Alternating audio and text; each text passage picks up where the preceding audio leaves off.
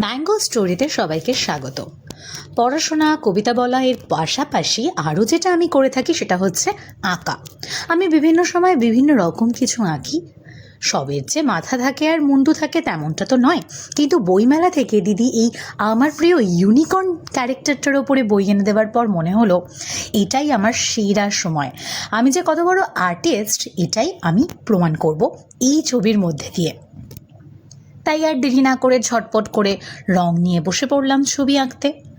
তবে আমি জানি যে বইয়েই ছবি আঁকতে আঁকতে বইটা যে কত দূর আমার পরের বছর বইমেলা পর্যন্ত থাকবে সে বিষয়ে সন্দিহান অবস্থা আমাদের সবারই। কিন্তু এখন আমি মন প্রাণ দিয়ে খুব সুন্দর করে নিজের মতন করে রং করছি। তবে হ্যাঁ, দিদি বলে দিয়েছে যে ওইটা যেভাবে রং করা রয়েছে সেইটা দেখে দেখে রং করতে, নইলে তো আমি আবার বিভিন্ন রকম রং করে ফেলবো। তোমরা কিন্তু জানিও যে আমার ছবির রং করাটা কীরকম হচ্ছে আর কীরকম হয়েছে কমেন্টে সবাই জানিও।